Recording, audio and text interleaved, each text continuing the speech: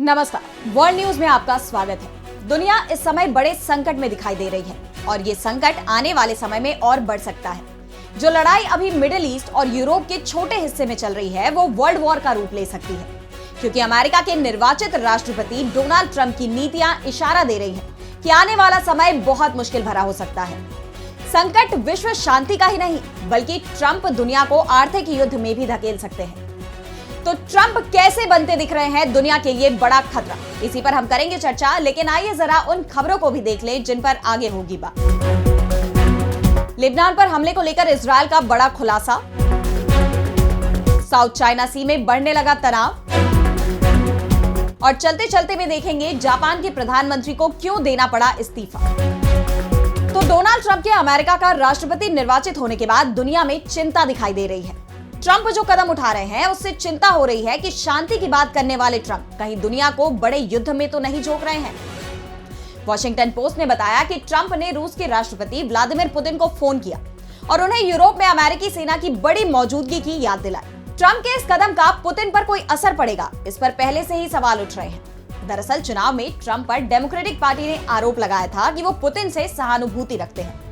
Trump रूस के आगे आत्मसमर्पण कर सकते हैं, जो कि पूरे यूरोप को संकट में डाल सकता है। जबकि ट्रंप चुनाव प्रचार में कहते रहे कि वो रूस और यूक्रेन के बीच जंग को एक दिन में खत्म करा सकते हैं, लेकिन ट्रंप ने ना तो चुनाव के दौरान और ना चुनाव जीतने के बाद अपना प्लान बताया है। लेकिन जिस तरह से उन्होंने पुतिन को अमेरिकी सेना की उपस्थिति के बारे में बताया है, उससे साफ है कि यूक्रेन और रूस की लड़ाई रोकना ट्रंप के लिए आसान नहीं है। तो दूसरी तरफ ट्रंप के राष्ट्रपति बनने के बाद कतर ने जिस तरह से हमास और इजरायल के बीच चल रहे युद्ध को समाप्त करने की कोशिश से पैर पीछे खींचे हैं, उससे साफ संकेत मिल रहे हैं कि मिडिल ईस्ट में भी तनाव कम होना मुश्किल है। ट्रंप सिर्फ विश्व शांति के लिए ही खतरा नहीं दिख रहे हैं, बल्कि उनकी नीतियां दुनिया को बड़े आर्थिक संकट में भी धकेल सकती है। जनवरी में अमेरिका के राष्ट्रपति पद संभालने के बाद ट्रंप भारी आयात कर लगाने की तैयारी में है। उन्होंने अपने प्रचार के दौरान वादा किया था कि वो चीन से अमेरिका आने वाले सभी सामानों पर 60% टैरिफ लगाएंगे, ताकि दोनों देशों के बीच व्यापार संतुलन स्थापित हो सके। ट्रंप अगर इस तरह का फैसला लेते हैं तो चीन के साथ अमेरिका का आर्थिक युद्ध शुरू हो सकता है। इससे चीन को नुकसान हो सकता है, लेकिन इसके साथ ही दुनिया की दो सबसे बड़ी अर्थव्यवस्थाओं के बीच व्यापार युद्ध से दुनिया भर के बाजार अस्थिर हो जाएंगे और इसका सबसे बड़ा असर भी एशिया पर ही पड़ेगा, जो वैश्विक विकास में सबसे ज्यादा योगदान देता है। ट्रंप की नीतियों से सिर्फ चीन को ही मुश्किलें नहीं आएंगी, बल्कि हिंदुस्तान पर भी इसका बड़ा असर देखने को मिल सकता है। अमेरिका फर्स्ट नीति के कारण भारत से निर्यात की जाने वाली चीजों पर टैरिफ बढ़ सकता है। इससे आईटी, दवा और कपड़ा क्षेत्र पर खास तौर पर असर पड़ेगा। ट्रंप के बारे में कहा जाता है कि वो एक सौदेबाज व्यक्ति है। वो भारत के कुछ उत्पादों पर टैरिफ बढ़ाकर अमेरिकी उत्पादों के लिए भारत में टैरिफ कम करने की मांग कर सकते हैं।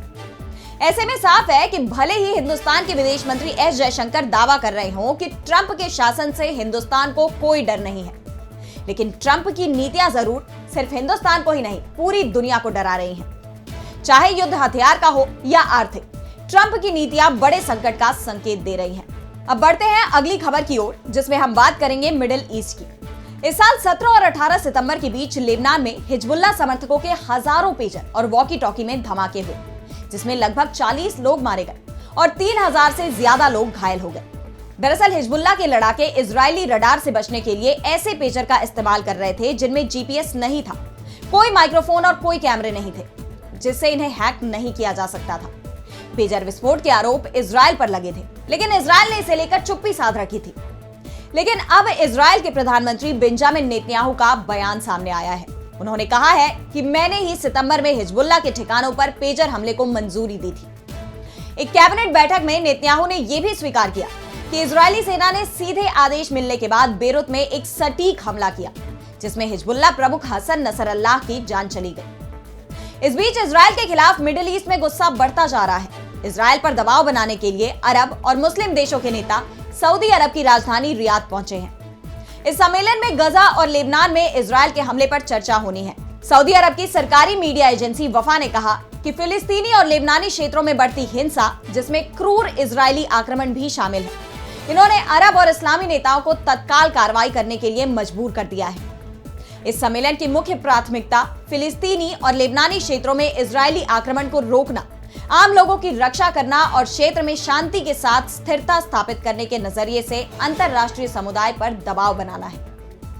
इस बीच ईरानी विदेश मंत्री अब्बास अरागची ने भी इजरायल को चेतावनी दी है। उन्होंने कहा है कि गजा और लेबनान में चल रहा युद्ध मध्य पूर्व के बाहर भी फैल सकता है। ये संघर्ष केवल मिडिल ईस्ट तक सीमित नहीं रहेगा। अब अगली खबर में बात करेंगे चीन और ताइवान के बीच बढ़ते तनाव की। चीन ताइवान को अपना हिस्सा मानता है, लेकिन ताइवान खुद को एक स्वतंत्र मुल्क, और इसी के चलते इन दोनों देशों में लंबे समय से तनाव चला आ रहा है। ताइवान के राष्ट्रीय रक्षा मंत्रालय MND ने 11 नवंबर को चीनी सैन्य गतिविधि की सूचना दी है। उन्होंने 7 पीपुल्स लिबरेशन आर्मी PLA विमान और 5 people's liberation army navy PLAN जहाजों का पता लगाया है। ताइवानी MND ने कहा कि 2 विमान मध्य रेखा को पार कर ताइवान के दक्षिण पश्चिमी और पूर्वी वायु रक्षा पहचान क्षेत्र ADIZ में घुस गए थे। पिछले 5 महीने में कई बार चीनी विमानों ने घुसपैठ की है। MND ने कहा कि हमने स्थिति पर नजर बनाए रखी और उसके अनुसार कार्रवाई की। रविवार को भी ताइवान के MND ने अपने आसपास 9 चीनी विमान और 5 जहाजों को देखा था। ताइवान के राष्ट्रीय रक्षा मंत्रालय के आंकड़ों के अनुसार मई 2023 से नवंबर 2023 तक चीन ने ताइवान के एयर डिफेंस आइडेंटिफिकेशन जोन का 335 बार उल्लंघन किया। इसी दौरान चीन ने हवाई क्षेत्र का 1085 बार उल्लंघन किया, जो पिछले साल की तुलना में 3 गुना ज्यादा है। जुलाई 2023 में 50 चीनी विमानों ने ताइवान के वायु रक्षा क्षेत्र का उल्लंघन किया था, जबकि इस साल यानी जुलाई 2024 में 210 विमानों ने ऐसा किया, जो 4 गुना से भी ज्यादा है। इस बीच इंडो पैसिफिक कमांड में अमेरिकी एयरफोर्स के कमांडर जनरल केविन श्राइडर ने कहा कि मई के महीने में ताइवान के नए राष्ट्रपति लाई चिंगते के सत्ता संभालने के बाद से पीपल्स लिबरेशन एयरफोर्स की गतिविधियों में तेजी आई है। लाई को चीन पसंद नहीं करता है और उनको अलगाववादी कहा जाता है। चीन की तरफ से बार बार कहा गया है कि वो ताइवान को अपना क्षेत्र मानता है। चीन के इस दृष्टिकोण को लाई की सरकार अस्वीकार करती है। ऐसे में दोनों पक्षों में एक तनातनी लगातार बनी हुई है। और अब चलते चलते में देखेंगे जापान के प्रधानमंत्री को क्यों देना पड़ा इस्तीफा। जापान के प्रधानमंत्री शिगेरू इशिबा और उनके मंत्रिमंडल ने देश के संसद में चुनाव से पहले ही इस्तीफा दे दिया है। जापान की संसद में प्रधानमंत्री पद के लिए 11 नवंबर को ही चुनाव होने वाले थे, लेकिन मतदान से पहले ही इशिबा प्रशासन के कैबिनेट मंत्रियों ने 11 नवंबर की सुबह कैबिनेट बैठक में सामूहिक रूप से अपना इस्तीफा सौंप दिया, जिसके बाद संसद में वोटिंग कराई गई और एक बार फिर जापान की संसद ने संघर्षरत नेता इशिबा को प्रधानमंत्री चुन लिया है। बताया जा रहा है कि शिगेरू इशिबा के सत्तारूढ़ गठबंधन को 1 दशक से भी ज्यादा समय में सबसे बुरी चुनावी हार का सामना करना पड़ा। इशिबा की सत्तारूढ़ लिबरल डेमोक्रेटिक पार्टी और उसके जूनियर पार्टनर कोमितो ने 27 अक्टूबर को हुए आम चुनाव में 465 सीटों वाले निचले सदन में अपना बहुमत खो दिया, जो जापान की 2 सदनों वाली संसद में सबसे ज्यादा शक्तिशाली है। इस हार के पीछे का कारण उनकी पार्टी के वित्तीय कदाचार और उसके प्रति उदासीन रवैये के कारण मतदाताओं में आक्रोश बताया जा रहा है। आम चुनाव के 30 दिनों के भीतर जरूरी मतदान में नए नेता को चुनने के लिए 11 नवंबर को एक विशेष संसदीय सत्र बुलाया गया था। आमतौर पर तो ये वोटिंग उतनी मायने नहीं रखती थी, क्योंकि LDP नेता का प्रधानमंत्री बनना लगभग तय था। इशिबा ने 30 सालों में पहली बार हुए चुनाव में शीर्ष विपक्षी नेता योशिहिको नोडा को 221-160 से हराया।